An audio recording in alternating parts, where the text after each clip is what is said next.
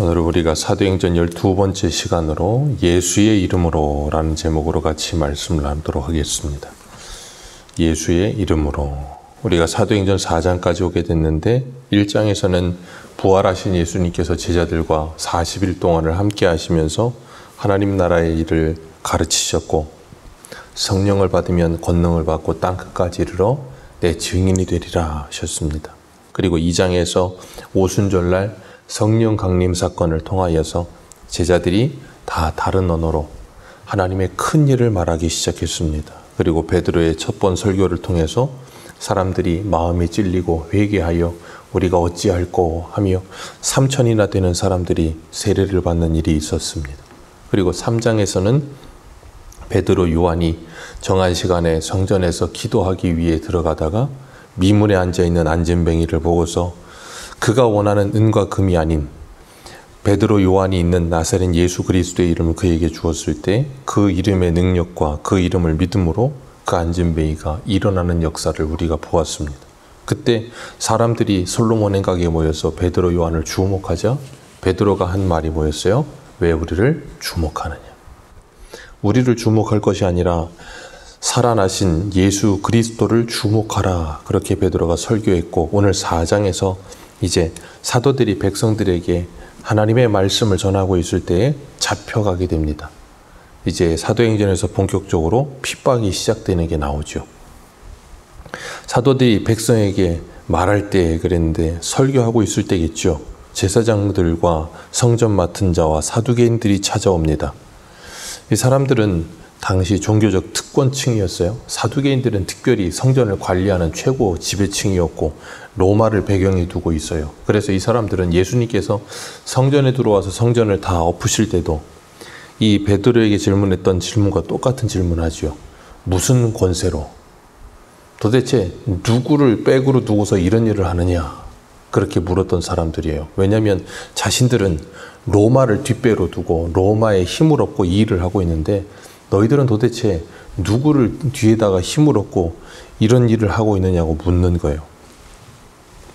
이 사람들은 예수님이 부활하셨다. 그리고 예수 안에서 죽은 자가 부활한다 하는 그 메시지를 싫어합니다. 왜 그런가 하면 사두개인들은 부활을 믿지 않아요. 영도 믿지 않고 천사도 믿지 않고 영적 세계 그리고 사후 세계 뭐 그런 거에 관심도 없고 믿지도 않는 사람들이고 이 사람들은 성경도 모세오경만 믿습니다. 그러다 보니 모세오경에 직접적으로 부활에 대한 언급된 말씀이 없다. 그럴 때 예수님께서 그러시죠.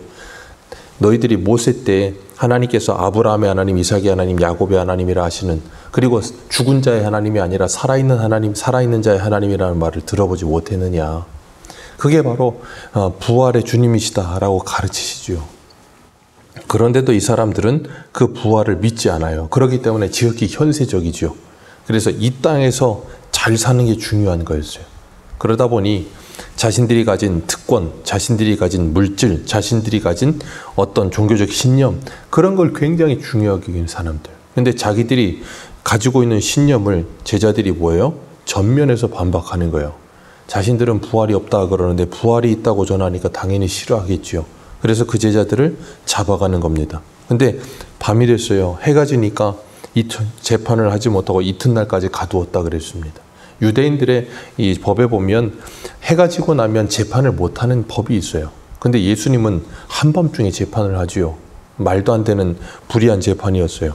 그런데 이 사람들은 베드로를 잡아가서 재판하지 못하고 그냥 가두어 두기만 합니다. 이렇게 제자들이 힘없이 잡혀가요. 우리가 성경을 보면 잘 알다시피 예수님께서도 스스로 잡혀가시지만 어쨌든 잡혀가실 때 힘없이 잡혀가시는 모습처럼 잡혀가십니다. 세례 요한도 하나님의 말씀을 전하고 예수님 오실 길을 준비하다가 헤롯이 헤로디아와 함께 잘못된 죄를 저지르고 있을 때 그것을 직면하여 죄를 지적하였을 때 힘없이 목베임을 당하여 죽고요. 그리고 사도행전에 첫 번 순교하게 되는 야고보 사도도 헤롯에게 목베임을 당하여 순교합니다. 스데반 집사는 돌에 맞아 죽고요. 수많은 사도들이 그리고 수많은 사람들이 복음을 전하다가 핍박을 받습니다. 그리고 환난을 당합니다. 그런데 하나님께서 막아주지 않으시고 보호하지 않으시는 것처럼 보여요. 그러나 우리가 잊지 말아야 될 것은 하나님께서 그들을 그냥 내버려 두시는 것이 아니라 성령 하나님께서 그들과 함께하고 계신다는 것을 기억하시길 바랍니다. 그리고 그들로 하여금 그 모든 핍박과 환난과 어려움을 믿음으로 넉넉히 이길 수 있도록 그들을 뭐 하세요? 지키시고 보호하고 계시는 거예요. 우리의 생각에 눈에 보여지게 로마를 물리치고 아니면 어떤 공권력이나 어떤 강력한 힘들을 물리쳐야만 하나님이 우리를 보호하신다라는 생각을 버려야 되는 거예요. 그러는 사이에 베드로는 잡혔고 제자들은 잡혔고 이튿날까지 가두어두는 상태에서 밖에서는 무슨 일이 일어나요? 제자들이 전한 그 말씀 때문에 역사가 일어납니다. 그래서 예수 믿는 사람들이 남자만 약 5,000명이 되었다 그랬어요. 그러니 거기에 여자들까지 합세하면 뭐 기하급수적으로 숫자는 늘었겠죠. 그러니 베드로의 두 번의 설교를 통해 8,000명이 넘는 거의 10,000명이 육박하는 사람들이 예수를 믿게 되는 일이 일어나는 거예요. 뭐 거의 무슨 이건 폭발적이라는 말도 비유가 안 될 만큼 엄청난 성장세를 보이는 거예요. 그러니까 이 종교 지도자들은 더 위협을 느낄 수밖에 없어요. 이 세력이 작으면 그나마 그냥 무시하겠는데 그것도 아니고 엄청나게 늘어나기 시작하는 거예요. 예수님이 승천하시고 며칠 되지도 않았는데 예수님이 십자가에 달리신 것까지 그 날짜를 계수하면 적어도 많이 돼봐야 한 50일에서 60일 사이 정도 됐을 텐데 그런 어간에 있었던 한 2달 어간 안에 있었던 일로 인하여 이런 일들이 일어나기 시작하는 거예요. 그래서 이튿날 되었을 때 5절과 6절을 보면 관리들과 장로들과 서기관들이 예루살렘에 모입니다. 대제사장 안나스와 가야바와 요한과 알렉산더와 대제사장의 문중들이 전부 다 몰려들어요. 왜냐하면 지금 이게 보통 문제가 아니거든요. 그러니까 그 사람들이 다 몰려들고 7절 같이 읽습니다. 시작.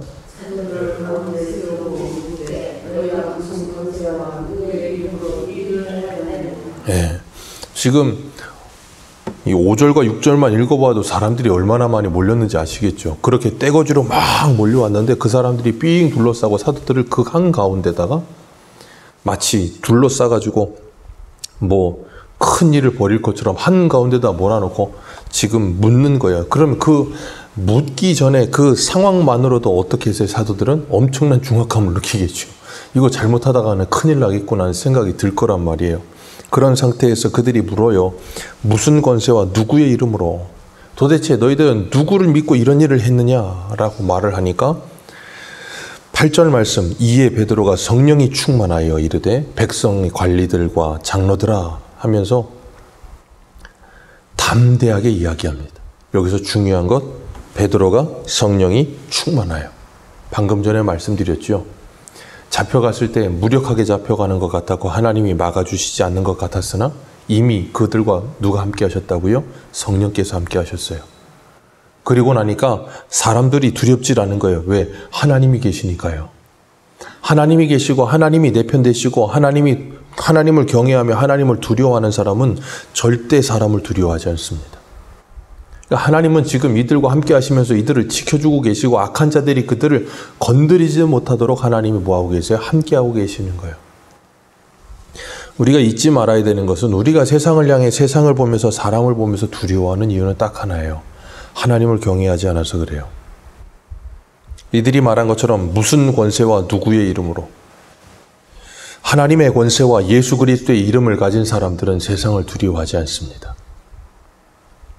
그래서 히브리서 11장에서는 세상이 감당하지 못하는 사람들이라 그랬고요.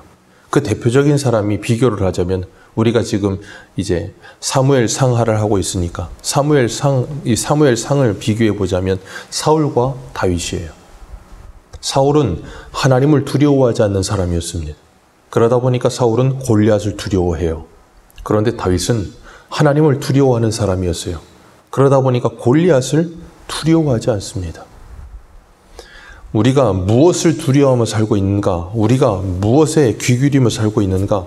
기억하셔야 돼요. 그건 동일하게 우리가 누구의 말에 귀 기울이고 누구의 말을 크게 듣는가 하는 것으로도 그대로 적용이 됩니다. 하나님의 말씀을 크게 듣는 사람들은 사람의 말에 좌우지되지 않습니다. 그런데 사람의 말을 크게 듣는 사람들은 하나님의 말씀을 듣지 않아요. 그러니까 항상 사람의 말에 좌우지됩니다. 누가 무슨 말 한마디 하면 그 말 한마디에 온 인생이 흔들려요.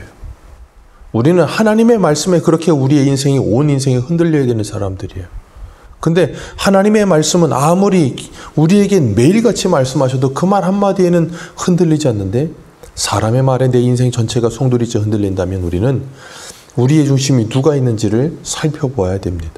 베드로가 성령에 충만해서 당당하고 담대하게 이들에게 이야기해요.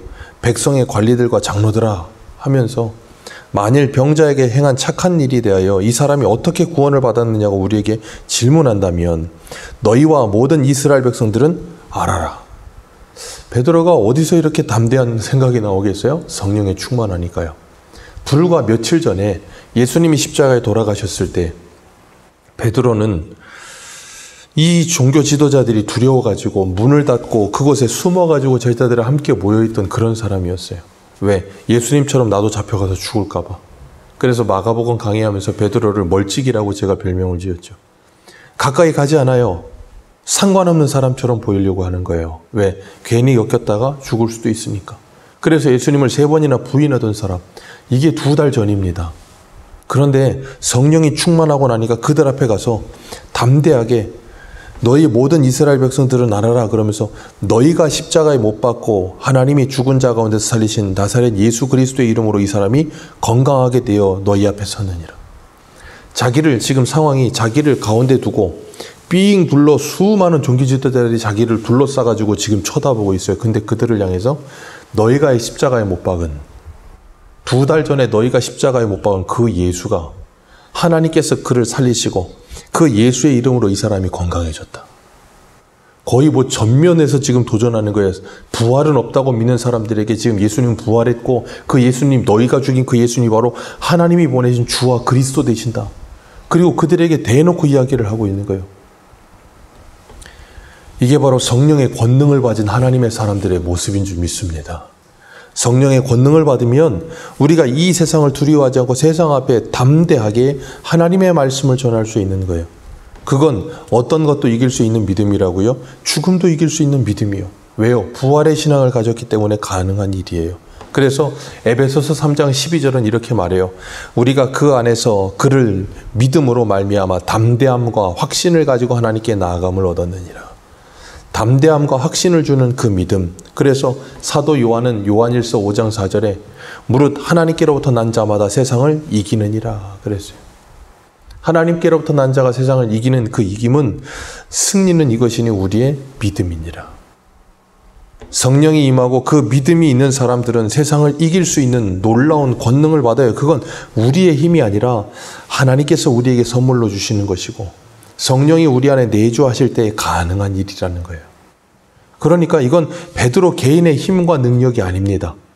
베드로는 우리와 똑같은 사람입니다. 특별한 사람이 아니에요. 그래서 베드로가 이렇게 놀랍게 안진뱅이도 하나님께서 베드로를 통해서 일으키시기도 했고 이렇게 종교 지도자들 앞에서 두려움 없이 담대하게 하나님의 말씀을 전하기도 했지만 또 베드로의 다른 측면이 있어요.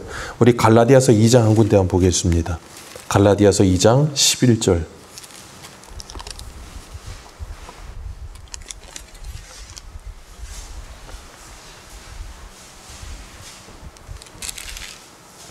갈라디아서 2장 11절입니다.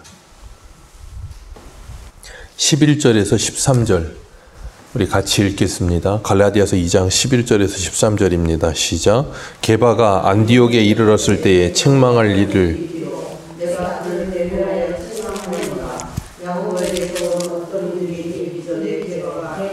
이방인과 함께 먹다가 그들이 오매 그가 할례자들을 두려워하여 떠나 물러가매 남은 유대인들도 그와 같이 외식함으로 바나바도 그들의 외식에 유혹되었느니라. 아멘. 여기 이 게바가 누구예요? 베드로입니다.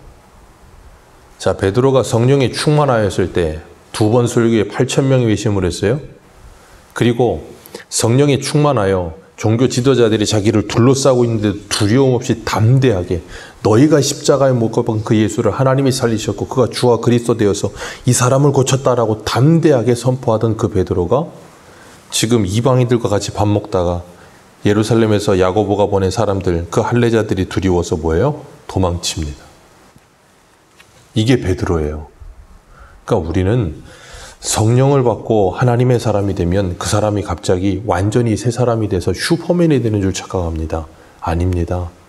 성령을 받으면, 그래서 갈라디아서 5장에 말하는 것처럼 성령의 소욕과 육체의 소욕이 뭐예요? 싸우기 시작해요. 그 둘 가운데 우리는 늘 이기기도 하고 지기도 합니다. 그러는 가운데 성령께서 내 안에 충만히 역사하기 시작하면 뭐예요? 내 어떤 힘과 능력이 아닌 성령의 힘을 의지하여, 그래서 제가 우스갯소리로 제정신이 아닌 것 같은 상태로 살게 되는 역사가 일어난다 그랬잖아요. 그럴 때 이런 일이 일어나요. 그런데 그렇지 않을 때는 방금 전에 갈라디아서 2장의 모습과 같은 일도 일어나는 게 우리들이에요. 그게 베드로의 모습이고 우리들의 모습이에요. 그래서 우리는 매일 아침마다 아침을 깨워 하루를 시작하면서 새벽에 주님 앞에 기도하는 이유는 딱 하나입니다. 성령의 충만을 구하는 거예요.